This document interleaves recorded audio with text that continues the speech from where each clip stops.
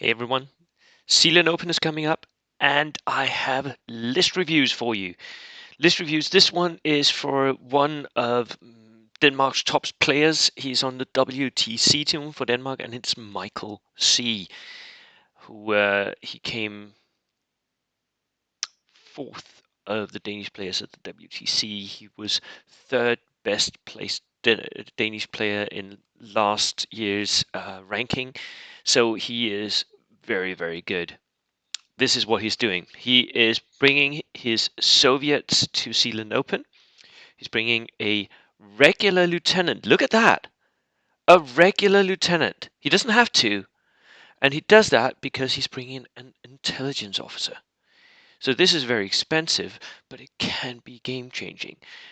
An intelligence officer means that you pull the first dice, and if it's not the one you like in one turn of the game, you can put it back and pull another dice. So it can be game changing. It can win games, but he's putting a lot of points into that trick. It is one of the only ways in which you can legally manipulate the dice draw, which is very, very cool. Then he's got scouts, two of those scout 5-man units, SMGs. That is forward deployment. He is betting on him getting to the objectives first and then just hunkering down on those objectives.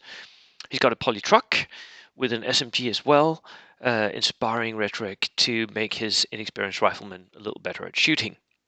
Assault engineers, these are more or less obligatory when you run Soviets. He's got the standard loadout that you often see: 4 SMGs, 1 flamethrower, 1 Panzerfaust. Often you'll see only 3 SMGs because one of these guys will, of course, have to be the loader for the flamethrower. They've got body armor as well, so they are very, very survivable.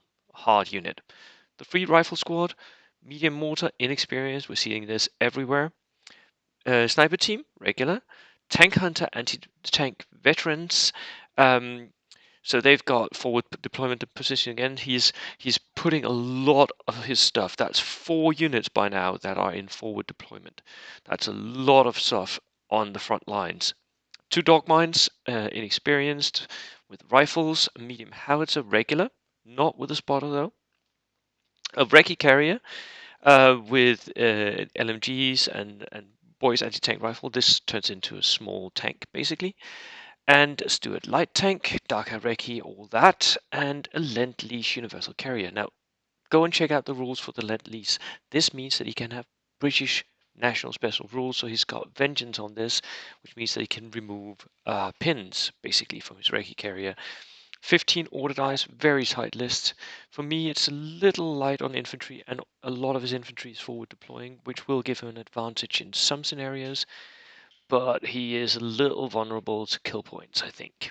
So really interesting to see if this does well. I am betting that because he's a good player, he will finish top 5. Good luck, Michael. Cheers.